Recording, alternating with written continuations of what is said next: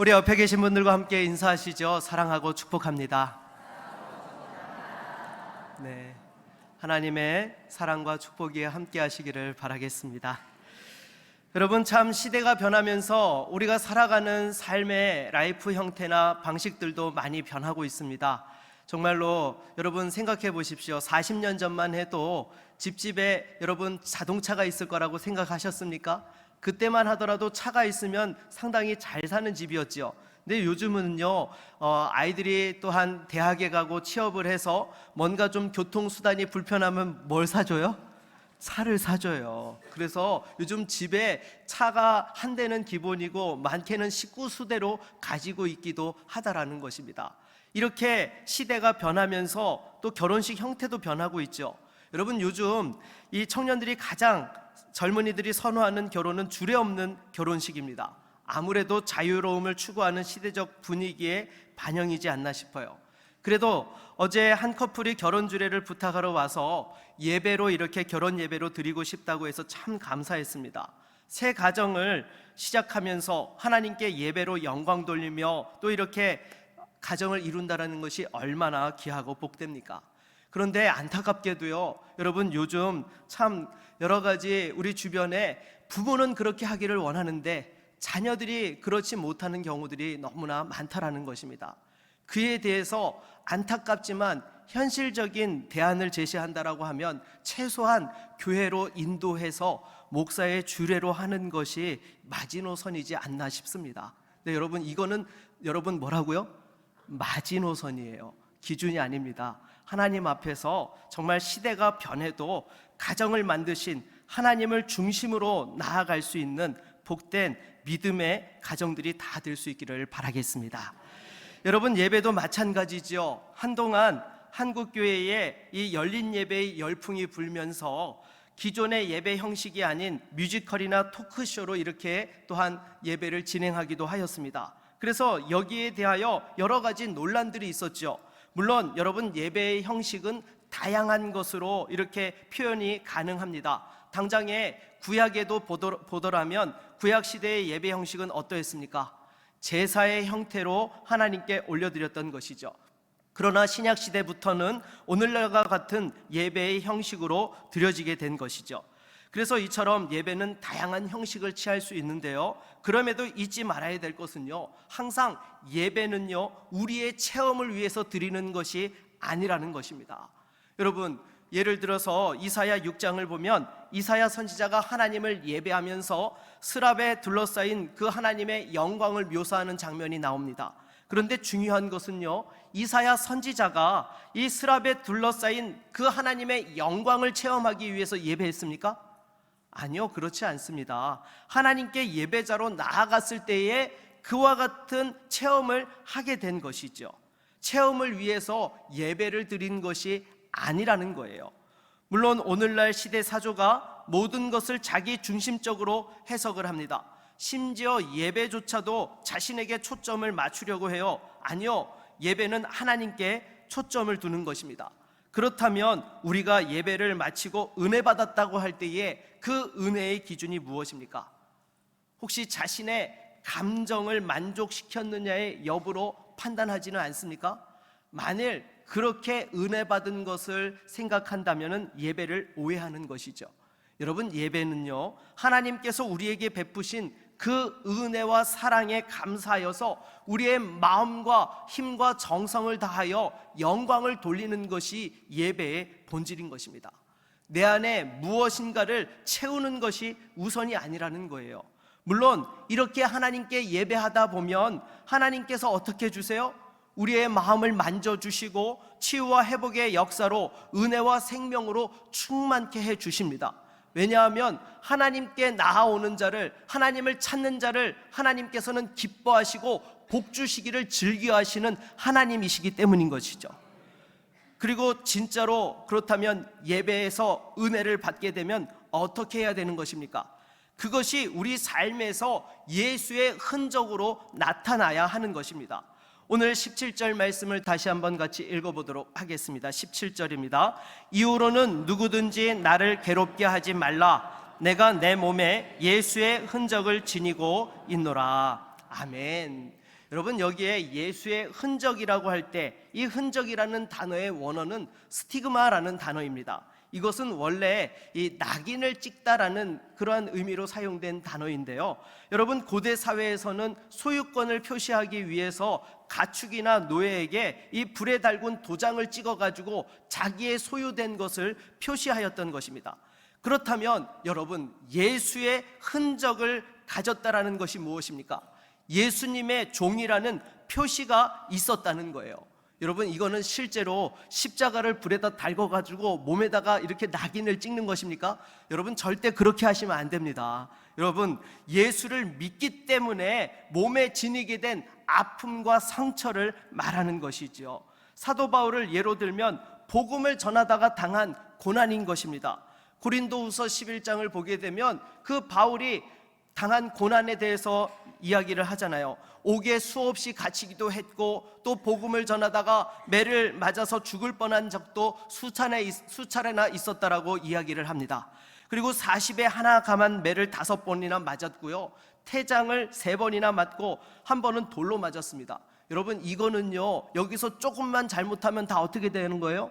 네, 죽는 거예요. 그리고 또한 배가 3번이나 파선해서 일주일을 꼬박 그 바다에서 표류하기도 하였던 것입니다. 정말로 이 생사를 넘나드는 그런 상황들 속에서도 굴하지 않고 복음을 전했던 것이죠.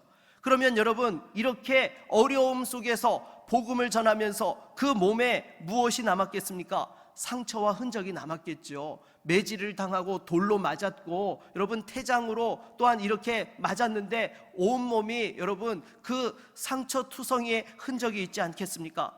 그런데 이것으로 인하여서 사도 바울이 바로 그것을 예수의 흔적이라고 이야기하면서 자신을 괴롭게 하지 말라라고 이렇게 말을 합니다. 사도 바울이 왜 이런 말씀을 하고 있느냐? 여러분, 당시에 갈라디아 교회 안에 예수의 흔적이 아니라 할례를 중시하고 외적인 형식만을 추구하는 모습이 나타났기 때문인 것입니다. 예루살렘에서 찾아온 거짓 교사들이 이 복음을 흐려놓았기 때문인 것이죠. 여러분, 할례라는 것이 무엇입니까? 할례는요, 원래 하나님께서 아브라함과 그 후손들과 언약을 맺으시면서 하나님과의 맺은 언약의 표식으로서 할례를 행하도록 하셨던 것이죠. 그래서 하나님께서는 이 아브라함과 맺은 언약을 통해서 그 후손들을 수없이 많게 하시고 그들에게 땅을 주시고 또 그들을 하나님의 백성으로 삼아 주시겠노라고 그렇게 약속해 주신 것입니다. 그러기에 할례를 행한다는 것은 이 하나님의 언약 백성이 되었다라는 것을 표현하는 것이고, 동시에 이스라엘 백성들이 주변의 다른 민족들과는 구별된 하나님의 택하신 백성임을 또한 알게 하는 그 정체성을 표현하는 것이 바로 할례였던 것입니다. 그리고 또 한 가지, 이것을 통해서 아버지가 아들에게 또한 하나님과의 언약을 가르치고 또한 다음 세대에게 신앙을 전수케 하는 수단으로서 이 할례가 사용되었던 것이죠. 그런데 이런 본질은 어디론가 사라져버리고 할례 받은 것만 자랑하는 형식만 남게 되었다라는 것입니다. 그러면 한 가지 궁금한 것이 있어요. 여러분, 갈라디아 교회는 누가 세웠어요? 사도 바울이 또한 복음을 전해서 이렇게 수고와 헌신과 노력을 아끼지 아니하였던 교회였습니다. 그런데 이 갈라디아 교회에 여러분, 어떻게 예루살렘에서 찾아온 거짓 교사의 가르침이 이렇게 성도들에게 퍼지게 되었던 것일까요? 그것은 바로 성경에 기록되어 있었기 때문인 것이죠. 여러분, 구약에 보면은 분명히 할례를 행하라고 되어 있습니까? 안 되어 있습니까?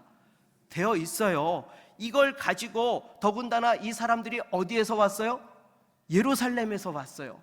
그러니까 이 예루살렘에서 찾아온 사람들이 성경을 들이밀고 할례를 받아야 된다라고 이야기를 하니까 여기에 또한 이들이 쉽게 또한 흔들려 버리게 되었던 것입니다. 여러분, 오늘날에도 마찬가지이죠. 이 이단들이 왜곡된 가르침을 가르치면서 성경을 인용하여서 교묘하게 성도들의 마음을 훔치고 신앙을 흔들어 버린다라는 것입니다.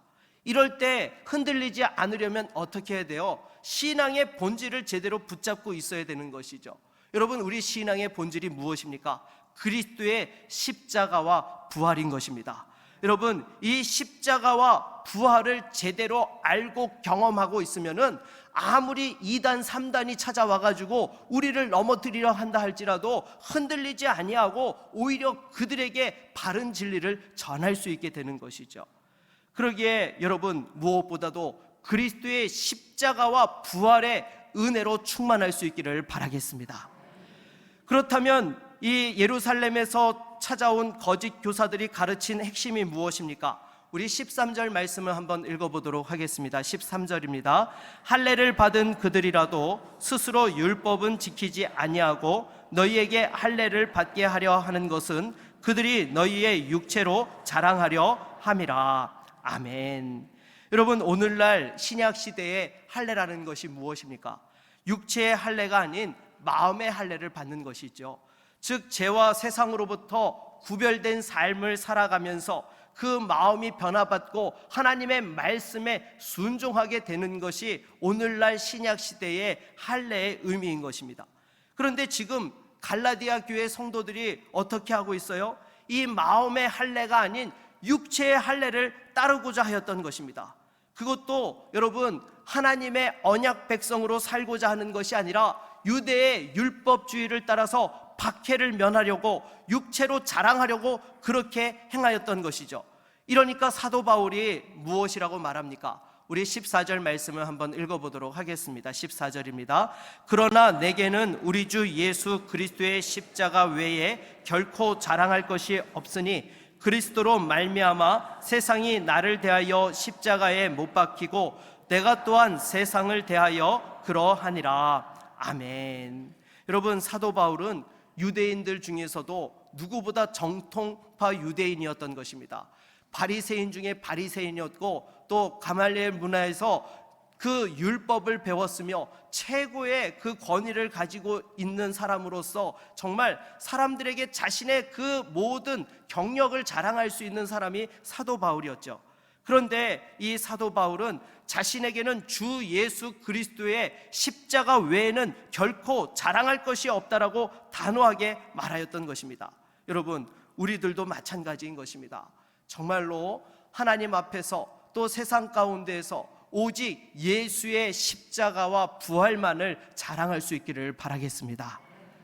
제가 서울에서 사역할 때의 일입니다. 한 권사님이 이런 이야기를 하시더라고요. 지금은 그 남편 되시는 분이 안수 집사님으로 아주 교회에서 충성된 일꾼이 되셨는데요, 이 권사님이 결혼해가지고 남편 때문에 너무너무 고생을 많이 했다는 거예요. 이유인즉슨 처음 결혼할 때 이 믿음의 3대 집안의 자녀라고 해서 이렇게 결혼을 했다는 거예요. 정말로 기대를 하고 함께 신앙생활을 열심히 할 것을 소망하면서 이렇게 결혼을 했는데 뚜껑을 열어보니까 어때요? 네, 이게 전혀 신앙이 없는 거예요. 그냥 이 결혼식 끝나고 나서 그 다음 주일 딱 한 번 나오고는 교회를 안 나오는 거예요. 그래서 이 남편을 어떻게 해야 되나 너무너무 하나님 앞에서 정말 울면서 너무나 하나님 앞에 기도를 많이 했다라는 것입니다.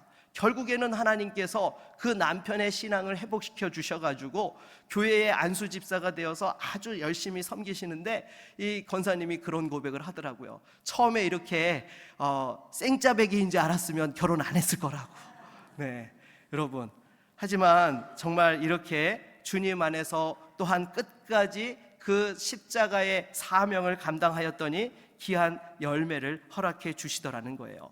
여러분, 진짜 믿음이 무엇입니까? 이거는요, 그냥 단순히 교회에 출석하는 것이 아닙니다. 예수 그리스도를 구주로 영접하고 그 삶에 믿음으로 말미암는 분명한 열매가 있어야 되는 것이죠. 여러분, 우리의 구원은 무엇으로 받죠? 믿음으로 받습니다. 절대 행위로 받는 것이 아니에요. 하지만 진짜 그 믿음이 진실한 믿음인지를 알려면 무엇이 따라와야 돼요? 열매가 따라와야 되는 것입니다. 여러분, 당장에 우리가 사랑하면 어때요? 그 눈빛이 달라져요. 정말로 말과 행동에서 사랑이 묻어나오게 됩니다. 마찬가지로 진실한 믿음이 있으면 그 삶에 믿음으로 말미암는 열매들이 맺혀지게 되는 것이죠. 그래서 사도 바울은 바로 이 믿음의 열매, 예수의 흔적이 있어야 된다라고 이야기하고 있는 거예요. 그렇다면 이 시대에 예수 믿는 흔적이라는 것이 무엇입니까? 혹시 세상에서 성공하고 형통하고 편안한 것으로 생각하고 있지는 않습니까? 물론 예수 믿으면 하나님이 복 주십니다. 하지만 여러분, 우리 주님께서 분명히 말씀하셨죠. 누구든지 나를 따라오려거든 자기 십자가를 져야 한다라고 말씀하셨어요. 그러기에 자기 십자가가 무엇입니까? 믿음 때문에 내가 감당해야 되는 손해와 핍박인 것입니다. 그것이 바로 예수의 흔적인 것이죠. 예수 믿는다는 것은 절대로 취미 활동이나 사교 활동이 아닙니다. 치열한 영적 전투의 현장을 누비는 그 믿음의 전사로서 살아가는 거예요. 사선을 넘나들며 믿음을 지키기 위하여서 하나님의 영광을 나타내기 위하여서 치열한 삶을 살아가는 것, 그것이 바로 믿음 생활인 것이죠. 그렇다면 오늘날 교회와 성도들이 예수의 흔적을 갖기 위해서 가장 기본이 무엇일까요? 바로 예배라는 것입니다. 예배가 무너지면 절대로 예수의 흔적을 가질 수가 없는 것입니다. 여러분, 예배를 소중하게 여겨야 돼요. 하나님께 우리의 마음과 정성과 의지를 다하여서 그 구원의 은혜에 감사하며 영광 돌려야 되는 것이죠. 여러분, 만약에 이것을 다른 것으로 바꿔버린다고 한다면은 그것은 구원의 은혜가 무엇인지를 제대로 모르는 것입니다. 더욱이 예수의 흔적을 가진 예배자가 된다는 것이 무엇입니까? 내가 드린 예배로 말미암아서 그 하나님 앞에서 믿음으로 살다가 상처와 아픔을 경험해도 굴하지 않는 거예요. 말씀대로 살기 위해 몸부림치면서 때로 사람들의 비난과 공격에도 굴하지 않고 감당해내는 것입니다. 심지어 예수 믿는 사람이라고 낙인이 찍히는 것을 두려워하지 않아야 되는 거예요. 여러분, 당장에 우리가 코로나 때 경험했잖아요. 얼마나 세상이 교회를 공격했습니까? 마치 교회에 가면 다 코로나 걸리는 것처럼 그렇게 분위기를 몰아갔습니다. 심지어 여러분, 우리 교회에서는 그런 일이 없었지만 코로나 환자가 예배에 참여했다가 추가 확진자라도 감염자라도 발생하면은 마치 교회가 코로나의 진원지인 것처럼 뉴스로 도배를 해버렸잖아요. 여러분, 실제로 우리 교회도요, 지금 예배당이 세워지고 있는 새 예배당 부지에서 감사 예배를 드렸을 때에 인원수가 많이 모였다고 해서 교회가 벌금을 냈어요. 무엇인가 하면 1m 간격을 지키지 않았다고. 여러분, 그렇게 따지면은요, 서울에서 그 출퇴근 시간에 지하철역에 수많은 인파가 몰려서 들어가는데 왜 그 사람들한테 벌금 안 매겼습니까? 지하철역이, 지하철 공사가 그거 벌금 냈어야 되는 거 아니에요? 근데 왜 교회 보고는 확진자가 나온 것도 아니고 아무런 것도 없는데 거기에 1m 간격을 지키지 않았다고? 물론 생각했던 것보다 우리 성도님들이 많이 오셨어요. 네. 그래서 좀 촘촘히 예배를 드렸더니 그래도 이거보다는 널널하게 예배 드렸죠. 근데도 벌금을 물리더라는 거예요. 여러분, 교회가 정말 이 세상 가운데에서 정말 이렇게 핍박을 당하였던 것입니다. 그래도 감사했던 것은 우리 성도들이 예배를 멸시하고 핍박하는 것에 굴하지 않고 끝까지 모이기에 힘쓰며 예배의 자리를 지켜냈다라는 것이죠. 또 심지어 예배에 참석했다가 자가격리를 당하고 어려움을 겪어도 누구 탓하지 아니하고 세상이 뭐라고 하든지 관계없이 하나님 앞에서 예배를 드리려고 그렇게 믿음으로 발버둥 쳤던 것, 여러분, 그것 하나님께서 귀하게 받으신 줄로 믿습니다. 그러니까 신앙생활을 가리켜서 좁은 문으로 들어가는 것을 힘쓰라고 이렇게 말씀하는 것이죠. 우리 마태복음 7장 13절로 14절을 읽어볼까요? 좁은 문으로 들어가라. 멸망으로 인도하는 문은 크고 그 길이 넓어 그리로 들어가는 자가 많고 생명으로 인도하는 문은 좁고 길이 협착하여 찾는 자가 적음이라. 아멘. 신앙생활은 편안하고 넓은 대로를 걸어가는 것이 아닙니다. 세상적인 성공과 명예와 인정을 추구하는 길이 아니에요. 그럼에도 분명한 것은 하나님의 은혜가 넘치고 세상이 알 수도 없고 줄 수도 없는 기쁨과 축복이 있다는 거예요. 여러분, 아브라함도 보십시오. 당대 최고의 도시였던 갈대아 우르를 떠나가지고 변방에 땅 가나안으로 가게 되었던 것입니다. 심지어 100세가 될 때까지 아들도 없었어요. 믿음 때문에 어렵고 힘든 고난의 삶을 살아야 했던 것입니다. 세상적으로 보게 되면 사서 고생을 한 것이죠. 여러분 생각해 보십시오. 오늘날로 이야기하면 미국의 뉴욕에 살고 있던 사람이 여러분 북한 땅에 찾아간 거예요. 그러면 그게 말이 됩니까? 사서 고생하는 것 아니에요?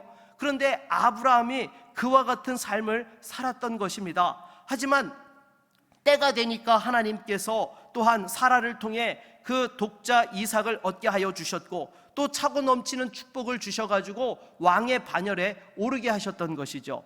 왕은 아니었지만 왕과 같은 대접을 받았던 사람이 아브라함이었습니다. 그렇잖아요. 여러분, 조카 롯이 그 그돌라오멜의 연합군에게 포로로 붙잡혀 갔을 때에 이 아브라함이 가가지고 조카 롯을 포함해서 소돔성 사람들과 빼앗겼던 그 모든 재산이며 가축이며 모든 것을 다 찾아서 돌아올 때에 살렘 왕과 또 소돔 왕들이 나와가지고 아브라함을 영접하면서 이렇게 아브라함께 영광을 돌리지 아니하였습니까? 여러분, 하나님께서 정말 때가 되니까 권세와 복으로 함께해 주시더라는 것입니다. 우리들도 주님 안에서 그 하나님의 때를 기다리며 또 하나님 앞에 영광 돌리며 복된 믿음의 삶을 살아갈 수 있기를 바라겠습니다. 그리고 최고의 예배라는 것은 무엇입니까? 여러분, 이것은 우리가 최고로 완전해져 가지고 드리는 예배가 아닙니다. 어떻게 보면 이 땅에서는 그런 예배가 가능합니까? 가능하지 않습니까? 가능하지 않아요. 우리가 정말로 완전한 그러한 육체를 가지고 영혼과 더불어 예배하는 것은요, 우리 주님이 다시 오셔서 영화로운 몸을, 부활의 몸을 입고 예배할 때만이 가능한 것이죠. 그렇다면 이 땅을 살아가고 있는 상황들 속에서 우리가 드릴 수 있는 최고의 예배는 무엇일까요? 하나님 앞에 최고의 반응과 또한 영광과 감사와 그 기쁨으로 나아가는 것이 우리가 드릴 수 있는 최고의 예배인 줄로 믿습니다. 어떤 교회에서 헌신 예배를 드리는데요, 사회를 보던 장로님이 너무너무 긴장을 한 거예요. 그래가지고 목사님이 이렇게 나오는데 머릿속으로 이제 목사님 나오시면 이제 목사님 나오셔서 하나님 말씀 전해주시겠습니다 라고 이 멘트를 하려고 준비를 하고 있었어요. 근데 목사님이 나오실 순서가 되었는데 긴장을 한 나머지 이제 하나님 나오셔서 목사님 말씀 전해주시겠습니다 이런 거예요. 성도들이 막, 여러분들도 웃죠? 근데 거기 얼마나 웃었겠어요. 막 웃고 난리가 난 거예요. 그리고 목사님이 등단하셔가지고 하나님 나오셨습니다. 네, 이 말에 완전히 교회가 웃음바다가 되었다는 거예요. 이렇게 열린 마음으로 하나님 앞에 마음을 다하여서 최고의 헌신 예배를 드렸다라고 합니다. 여러분, 예배 가운데 실수가 있고 때로 매끄럽지 못하고 또 여러 가지 마음이 어렵고 힘든 것들이 있다 할지라도요, 정말 하나님 앞에서 그 예배에 대해서 소원하며 믿음으로 나아갈 때에 하나님께서 그 예배를 기뻐 받아주시고 또 그 가운데 최고의 예배로 영광 돌리게 하시는 줄로 믿습니다. 말씀을 맺겠습니다. 우리가 여러분 정말로 하나님이 기뻐하시는 믿음의 예배자가 될 수 있기를 바라겠습니다. 무엇보다도 세상 가운데에서 예수의 흔적을 가지고 또 세상과 구별하여서 하나님 앞에 영광 돌리면서 또한 하나님과 함께 세상을 이기고 영광 돌리며 승리하는 믿음의 종들이 다 될 수 있기를 주의 이름으로 축원합니다. 우리 한번 같이 찬양하고 말씀을 의지하여 기도하겠습니다.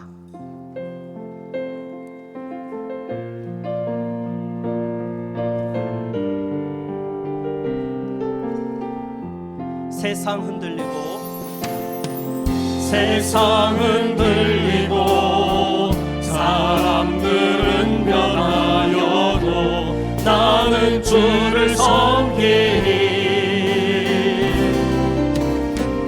주님의 사랑은 영원히 변하지 않네. 나는 주를 신뢰. 믿음 흔들리고 사람들 주를 떠나도 나는 주를 섬기니 주님의 나라는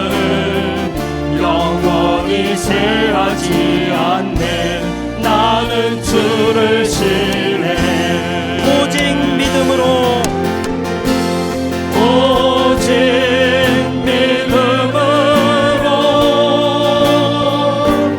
믿음으로 내가 살리라. 오직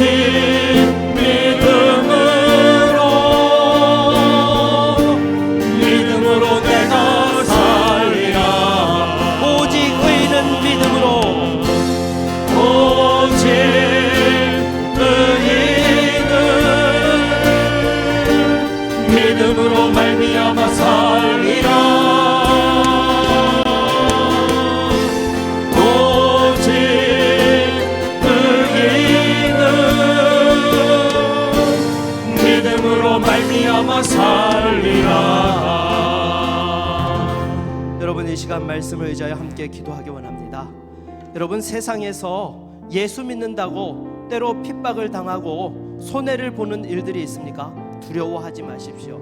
그것이 우리에게 예수 믿는 성도의 흔적이고 우리의 믿음의 열매인 것입니다. 무엇보다도 이 믿음 가지고 하나님 기뻐하시는 예배자로 영광 돌리게 하여 주시옵소서. 우리의 자녀들에게도 이 예수의 흔적이 있게 하여 주셔서 하나님 잘 섬기며 승리하는 믿음의 자녀손들이 되게 하여 주시옵소서. 우리 함께 같이 합심으로 기도하겠습니다. 주여, 하나님 아버지, 이 시간 주 앞에 기도합니다. 사랑하는 주의 성도들을 붙들어 주시옵소서. 때로 예수 믿는 것 때문에 세상 사람들에게 여러 가지 상처와 아픔을 당하고 손해와 핍박을 당한다 할지라도 굴하지 아니하고 끝까지 믿음으로 나아갈 수 있기를 원합니다. 주여, 무엇보다도 사랑하는 성도들이 다시 한번 이 예수의 흔적 가운데에서 끝까지 믿음으로 당당하게 서게 하여 주시옵시고 하나님을 바라보며 영광 돌리는 거룩한 신실한 예배자들이 다 되어질 수 있도록 인도하여 주시옵소서. 그리하여 하나님 앞에 나올 때에 하나님이 기뻐 찾으시는 믿음의 예배자가 되게 하여 주시옵시고 하나님께는 영광이요 우리에게는 은혜와 생명의 축복이 넘치게 하여 주시옵소서. 사랑하는 자녀 손들을 위하여 기도합니다. 이 세상 가운데서 예수의 흔적을 지니고 살아가는 믿음의 자녀 손들이 되게 하여 주시옵시고 당당하게 하나님 앞에서 믿음으로 영광 돌릴 수 있도록 그 삶을 인도하여 주시옵시고 하나님께서 그 모든 걸음걸음을 함께하여 주시옵소서. 날마다 주님의 은혜 가운데 예수의 흔적을 가지고 영광 돌리는 온 교회와 성도들 되게 하여 주시옵소서. 예수 그리스도의 이름으로 기도드립니다. 아멘.